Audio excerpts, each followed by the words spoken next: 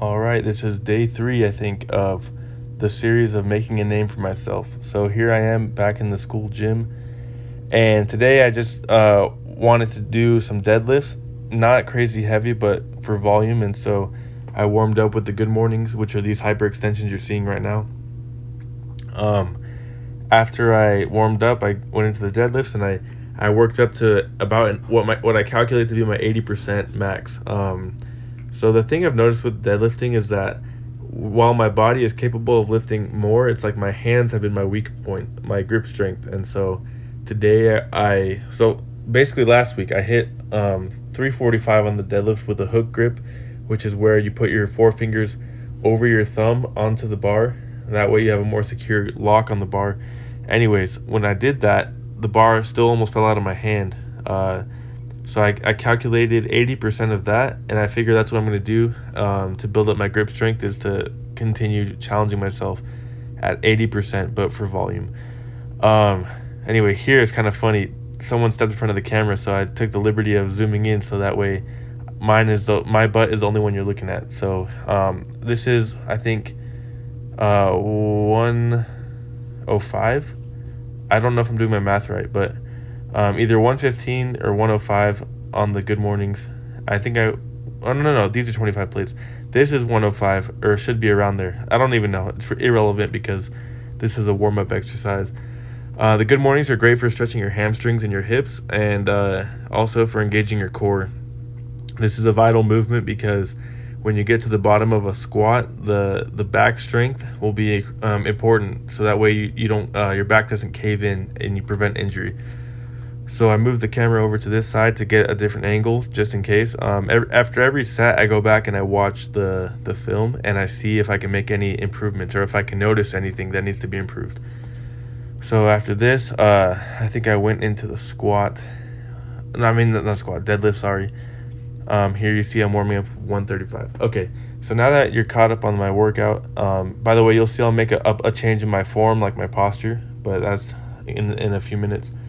I wanted to talk about something that has been going on recently. So my mom has been taking some of my fitness and nutrition advice because she's been like very disappointed with her fitness results like for years now, and she's not the best at like sticking to certain regimens or routines, which I feel like is the majority of people. And what I always, at least I tell myself, is it's always an issue of discipline. But you won't have discipline unless you have motivation, and motivation is by no means a feeling. Motivation is a thing.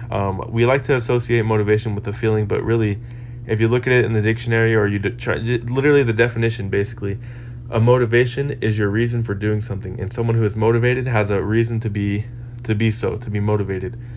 So if you don't have a concrete and specific reason for being in the gym and for being a better person, then you're probably going to lack discipline, which means that you're going to lack the ability to stick to any regimen or any routine. There's a problem that, as simple as it is, it's not easy. Simple does not equate to easy. So my mom is seeing this issue where there's a huge emotional block when it comes to changing your habits. And because of our brain's conditioned response with dopamine, whenever you habitually repeat something, your connection to it grows stronger. And so when it comes to changing your habits, your body has a visceral reaction, and you have an emotional warfare going on inside of you. For example, like my mom is trying to eat better. I told her to try and shoot for 100 grams of protein daily, plus whatever else she thinks is good for her diet. And I told her to kind of focus on the proteins and the fats. So yeah, you'll see here, I became more upright, I guess, in my deadlift form. I felt like I was leaning too far over the bar. If you want to rewind it, you can compare my form in this one to the last set. Anyways, back to my mom. So she texted me today, told me that she's only eaten half of her protein that she was supposed to do, and she has no desire to eat any more. Plus, she doesn't want to do any more exercise because she feels some discomfort in her hip and everything. And immediately I knew what it was, because I felt the same thing before. It's this emotional warfare that goes on. Basically, there's a little monster inside of you. I like to call it, for myself, I call it my little bitch inside of me, my little bitch boy. And so it's something, or like someone, I guess, if you want to personify it, that only cares about self-preservation and self-gratification. And so if anything messes with that program, then it's going to freak out and cause this warfare that we're talking about. So the only key I guess the only tip I can give is basically discipline. But you got to find out why you're doing this, and if you don't have a good reason, you're not going to last long. But one way to power through this discomfort, this emotional warfare, is to just focus on doing 10% more than what makes you comfortable. So once you start hitting that discomfort, you hit that wall. Just do 10% more, and if you can visualize that and define for yourself what that means, then that'll get you through. You keep doing 10% more, and then that 10% becomes easy. Then you go into the next 10%, and then the next 10% after that. So yeah, that's how I've done it myself. I've been able to overcome my own emotional weaknesses. Now I like it's ridiculous how your body wants the nutrition and you need it, but your mind will fight you, and your emotions will try and get the best of you. And if you listen to your emotions, you'll never really get anywhere. You'll never see progress. So here I am doing a bench press. I haven't bench pressed in months actually, so it was a kind of a new experience for me, even though I've been here before, kind of on vacation, I guess.